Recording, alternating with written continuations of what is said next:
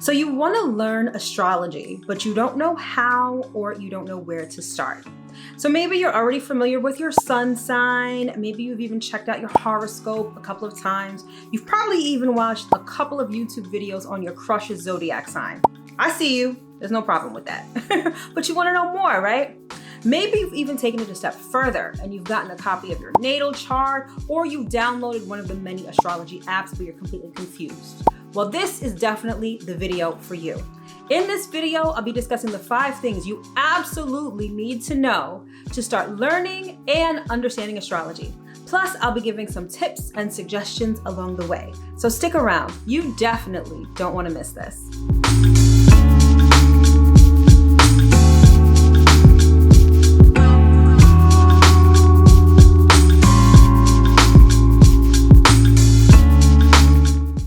What's up, everybody? As always, I hope that this video finds you well and in excellent spirits. If you are new here, welcome. My name is Mel, your new favorite astrologer, and I'm the founder of Divine Feminine Works, where I help people unlock their divinity and discover their magic.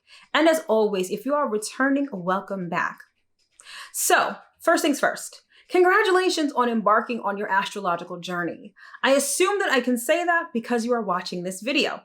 If you are someone who's interested in astrology and you want to learn more, don't forget to hit that subscribe button as well as that notification bell, because I will be coming out with a new video on astrology geared toward teaching you something new every single Friday. All right, so without further ado, let's jump into today's topic. Before we get into the nitty-gritty, we've got to start on the ground floor, and that's defining what astrology even is. So by definition, astrology examines the universe and its contents outside of the Earth's atmosphere. It focuses on the positions, motions, and properties of celestial bodies and how those celestial bodies affect us here on Earth. So long story short, astrology is all about how the planets, asteroids, and things like that affect us here on Earth. Now, astrology is a science, but it's actually much more than that. Astrology mixes science and math with metaphysics, spirituality, and divination. Interesting stuff, right? Now, don't get it twisted. Astrology has a couple of subdivisions, and it's divided into 2 separate categories. So we have Eastern and Western astrology on the one hand. So Western astrology, which we practice here in the West, is called tropical astrology because it's based on the fixed zodiac signs. On the other hand, you have Eastern astrology, also known as Vedic astrology, and that astrology focuses on the lunar and planetary movements. So long story short with that, the difference between Eastern and Western is that Western astrology is sun-based and Eastern astrology is moon-based, all right? Even within Western astrology, there are different subdivisions there too. First, you have what's known as traditional or Hellenistic astrology, which is the OG of astrology, basically. Then you have modern astrology, which interweaves a lot of psychology within its meaning. And then you have something called evolutionary astrology, which weaves not only psychology, but metaphysics as well. So before you get started, do a little research on each type of astrology and see which resonates best with you. And when you find that, start studying that, okay? Here on this channel, I'm a professional astrologer based in Western traditional astrology. So that is what I'll be teaching you in these videos. Number 1, the reason for even using astrology. So first and foremost, astrology is a tool. While it is great in and of itself, it's best used to obtain certain objectives. And those objectives are self-discovery, uncovering your reason for being here, personal healing, and manifesting, among other things. You can also use astrology to find your life partner, understand your spiritual journey, and prepare for the future. Now, once you understand that astrology is a tool and you look at it as more than just something that's fun and entertaining, that's when it can become extremely useful to you. Take me, for example. I started getting into astrology in my 20s. At that point, I had gotten a copy of my natal chart, sort of glanced over what things meant generally, very superficially, and thought that that was okay. And it was. It wasn't until my 30s when things in my life got crazy and I underwent some hardships that astrology actually became extremely useful to me. As a matter of fact, I'll dare say that astrology became vital to my awakening and my spiritual journey. It helped me understand myself. It helped me understand what I was going through. And it sort of but it sort of showed me that there was a light at the end of the tunnel. Because not only could I understand my present, but I could understand my future as well. So if you are on your spiritual journey, I can guarantee that astrology is going to become one of your favorite tools to help you understand not only yourself, but your journey as well. Number 2, everything starts with your natal chart.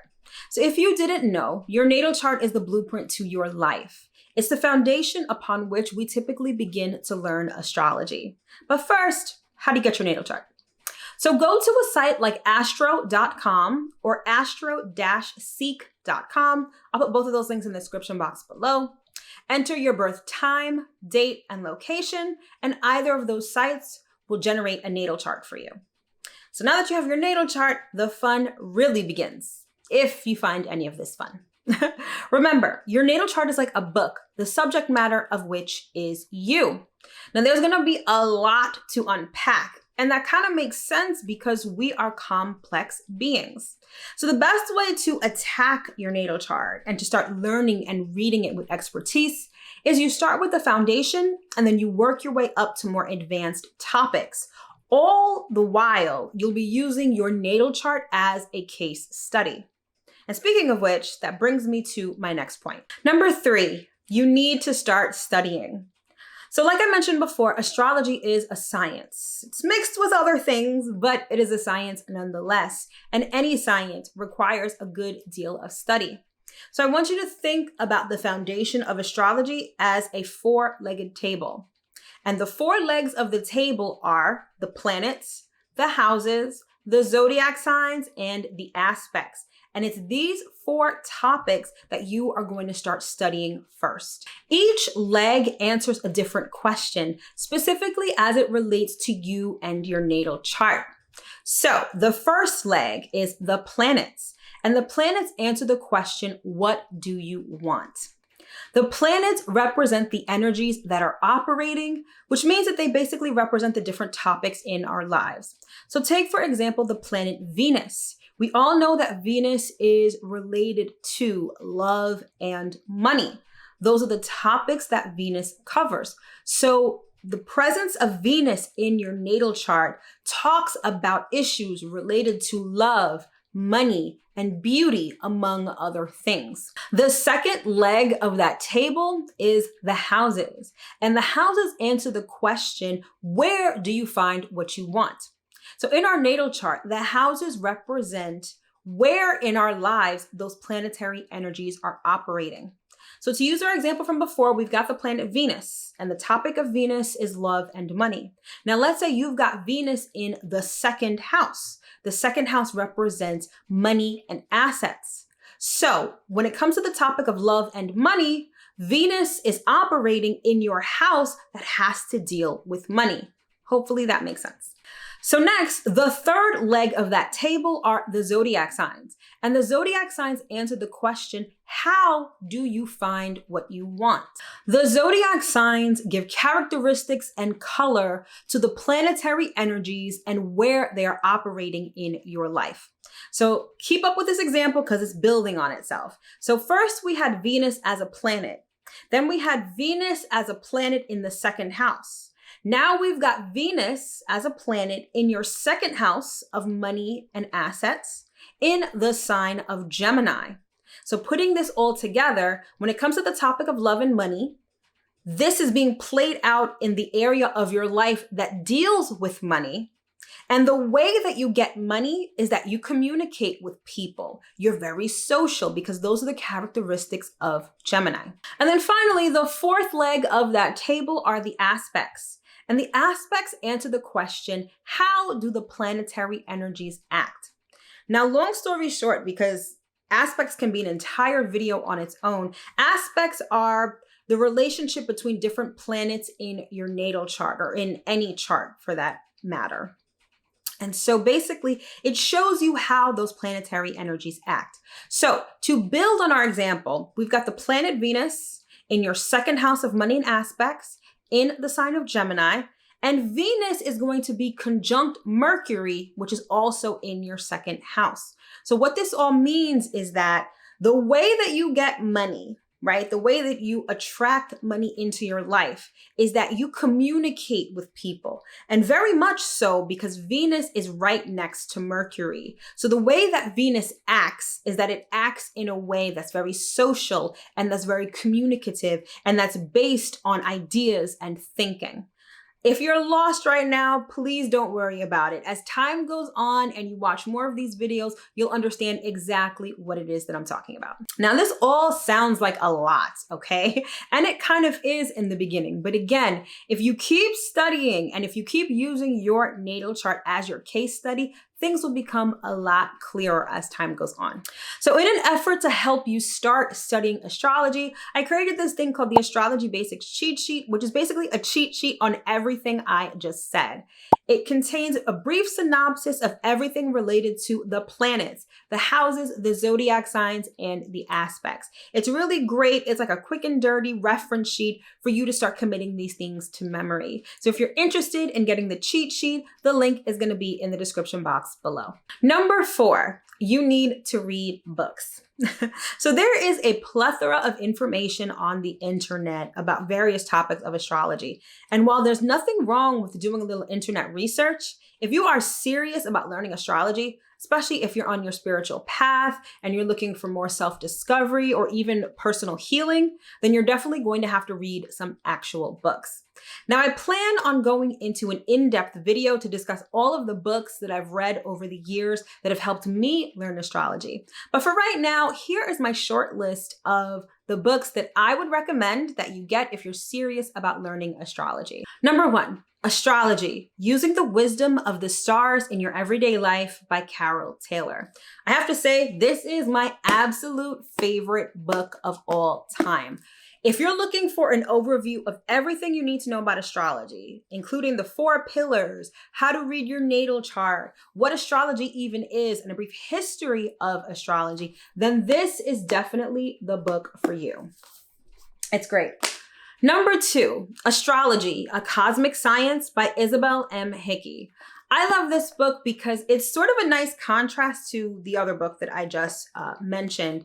It gives you everything about astrology, like the basics and whatnot, but it goes into a little more of the spirituality associated with astrology. So if you're someone who is on a spiritual journey and you're using astrology as a tool for self-development, then this is definitely going to be the book for you. Number 3, Hellenistic Astrology, A Study of Fate and Fortune by Chris Brennan. This is like the OG textbook when it comes to traditional Western astrology. Chris Brennan is one of my favorite astrologers online. I definitely urge you to check out his YouTube channel. It's called The Astrology Podcast, and his Twitter account, which is @ChrisBrennan. He breaks down traditional astrology textbook style. So when I say that astrology is a science, the study of it in the way that you would study a science is definitely how you would use this book. It's great if you're interested in traditional astrology. And then finally, this book, number 4, Aspects in Astrology by Sue Tompkins, okay? Now, I don't know about you, and maybe if you started studying astrology, you can relate, but when it came to those 4 pillars, the aspects, as I mentioned before, that's the 4th leg on the astrology table. That was the hardest subject for me to grasp. It involves a lot of math, not complex math, but definitely like geometry and angles and stuff like that. But learning how the planets interact with each other is something that can be a little counterintuitive to people.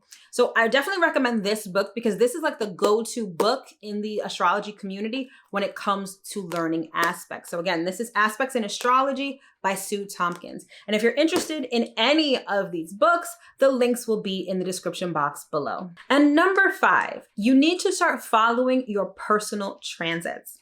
So it's one thing to know your natal chart. It's one thing to know the basics of astrology in sort of a textbook sort of way, right? But now you've got to put that to use, and you do that by following your transits. Now, broadly speaking, your transits are when you compare the current astrology to the astrology in your natal chart. So let me give you a perfect example. At the time that I'm filming this video, the sun is currently in the sign of Capricorn because it's Capricorn season. It's the beginning of January. Now, let's say in your particular natal chart, your sun is in the sign of Cancer. So with the current astrology with the sun in Capricorn and your natal astrology in the sun with the sun in Cancer, you would experience what's known as a natal sun opposition. Now, I'm not going to go into what that means, but suffice it to say, by understanding your natal sun opposition, you'll understand not only astrology generally, but what's going on for you right now. This is a part of that self-discovery and any other objectives for which you're using astrology. This is how you forecast the future. This is how you decide when is the best time to do things. Your personal transits are extremely powerful and insightful in helping you understand what's going on in your life at the moment. And you also use your personal transits to forecast the future, but that's definitely another lesson for another day. All right, so as promised, here are some bonus tips when it comes to learning and understanding astrology. So number one, you're going to want to look at your horoscope. If you go to a site like astro.com, you can check out your daily horoscope, and this is going to help you start to learn and track your personal transits. So it's also going to give you a more well-rounded view and understanding of what astrology is. Number two, you're going to want to look at other people's natal charts. One of the things that I started doing early on in my astrology career was I started looking at the natal charts of celebrities. And not just to be nosy, although that was a part of it, more so to start understanding how things work, okay? Because let's say that you are the same sun sign as someone else. However, your sun may be in the 6th house, their sun may be in the 10th house. Two completely different positions and the energy expresses itself in two completely different ways. So it's a really good practice to start looking at other people's natal charts, whether it's celebrities, whether it's your friends. It gives you an opportunity to learn more about astrology and get the hang of astrology a lot better. Number three, you're going to want to look at astrological forecasts. This sort of speaks to following your personal transits that I was talking about before. This is when you look at what the astrology for the week, the month, or even the year is, so that you understand what your life is going to look like in the immediate future. And if this is something that you're interested in, I've definitely got you covered because I do astrology forecasts on a weekly and a monthly basis. I do them both live here on YouTube. So the weekly astro forecast I do every Monday night at 7 p.m. Eastern time. And then the monthly forecast I do the last Wednesday of every month, typically around 7 p.m. Eastern time. All right, so hit that subscribe button and that notification bell so you'll always be notified when I'm going live for those forecasts. All right, my loves, that concludes today's video on the basics of astrology. Don't forget to tune in next Friday because I'll be dropping another video on learning astrology, and it's going to be discussing the big three in astrology and what they mean for you. Thank you so much for tuning in, and I will see you in my next video. Take care.